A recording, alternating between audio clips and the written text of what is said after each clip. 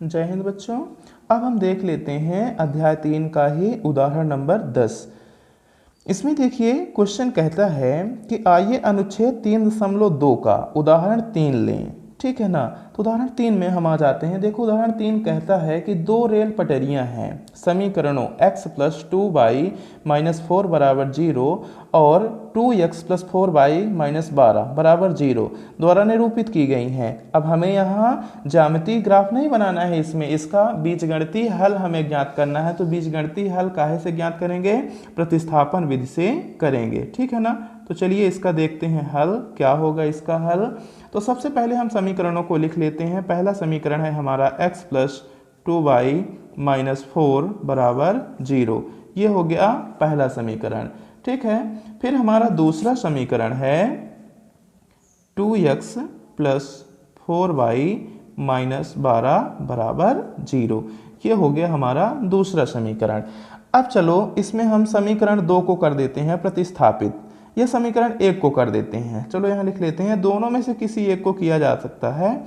तो लिख लेते हैं समीकरण 1 को, यह समीकरण 1 से ज़्यादा लिखने की ज़रूरत नहीं है। समीकरण 1 से समीकरण 1 को हम कर देंगे प्रतिस्थापित। तो यहाँ है ये x + 2y - 4 = 0। ठीक है ना। तो देखो यहाँ हमारा अचर पद भी इधर है, तो दोनों को हम उठा करके LHS से RHS में सेंड कर देते हैं। तो देखो हमें ये मिल जाएगा x बराबर, ये कितना है 2y - 4 है, तो पहले इसको भेजेंगे ना, तो ये हो जाएगा हमारा प्लस का 4, फिर 2y को भी भेज देंगे। तो 2y देखो किस में है, इधर प्लस में है, इधर जाएगा तो क्या हो जाएगा माइनस का 2y। ये देखो हमारा बन गया समीकरण 3। हमेशा ध्यान रखना है कि समीकरण 3 के मान को समीकरण 1 में ही नहीं रखना है। क्यों? क्योंकि समीकरण 1 का ही ना परिवर्तित रूप समीकरण 3 है, इसलिए समीकरण 3 के मान को रखना होगा समीकरण 2 में। ठीक है ना। तो लिखेंगे प्राप्त x के मान को, प्राप्त x के मान को समीकरण 2 में रखने पर। ठीक है। तो जो हमें x का मान प्राप्त हुआ है उसको उठा करके रख देते हैं समीकरण 2 में। देखो हमारा समीकरण 2 है 2x + 4y - 12 = 0। तो यहाँ पास देखो x की वैल्यू आई है 4 - 2y। तो यहाँ देखो ये हमारा हो जाएगा 2 × 4 - 2y। ठीक है। प्लस का बचा 4y माइनस का बचा 12 = 0। अब देखो हल करते हैं। तो देखो 4 दूना 8 हो गया, ये प्लस में ये माइनस में, तो प्लस माइनस माइनस और 2 दूना 4y। ठीक है। यहाँ प्लस 4y है और इधर बराबर में हो जाएगा हमारा 0। अब देखो ये 4y माइनस में, ये प्लस में, ये कैंसिल हो जाएंगे। ठीक है। अब देखो यहाँ हम एक मिस्टेक कर दिए हैं, यहाँ क्या हुआ -12 भी है ना, तो चलो इसको हम यहाँ लिख देते हैं। यदि मान लो यहाँ नहीं लिख पाए हैं तो 0 को हटा करके यदि पक्षांतरित करेंगे तो इधर प्लस का 12 आ जाएगा, छूट गया था, यहाँ लिख देते हैं।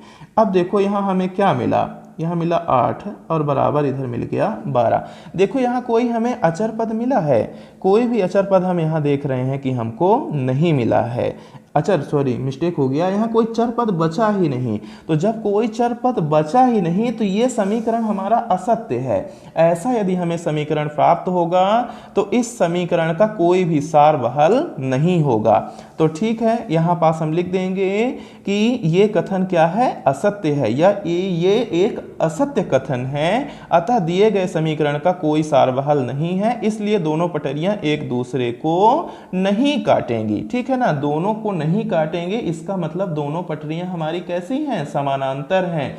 देखो हमने यहाँ पास इनकी 3 स्थितियां पढ़ा था ना, कि जब रेखाएं कैसी होंगी, समानांतर होंगी। इसका मतलब यहाँ पास जब कोई हल नहीं प्राप्त हो रहा है ना, ये असत्य कथन इसीलिए है क्योंकि जब हम इसका ग्राफ ही प्रदर्शन किए थे तो हमें समानांतर रेखाएं प्राप्त हुई थी और समांतर रेखाओं का कोई भी हल नहीं होता। यहाँ सूत्र बनता है a1/a2 = b1/b2 is not equal c1/c2।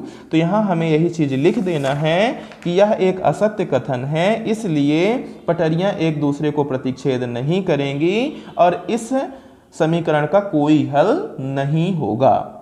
तो देखो हमने यहाँ पास लिख दिया है कि चूंकि यह एक असत्य कथन है, ग्राफी प्रदर्शन में सरल रेखाएं समानांतर होंगी, जिससे इस समीकरण निकाय का कोई हल नहीं होगा। लिखना चाहें तो ये भी लिख सकते हैं कि रेल की दोनों पटरियां एक दूसरे को प्रतिच्छेद नहीं करेंगी, यानी नहीं काटेंगी। ठीक है बच्चों, इस प्रकार से ये भी क्वेश्चन हमारा सॉल्व हो जाता है।